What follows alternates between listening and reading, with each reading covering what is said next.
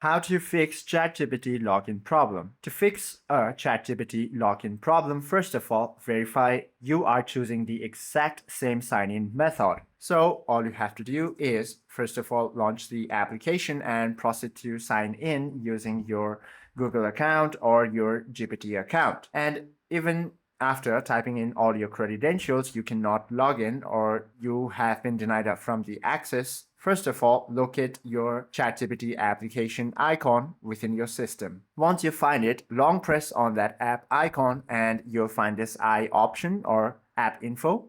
Once you access this panel, you simply have to head to the storage option.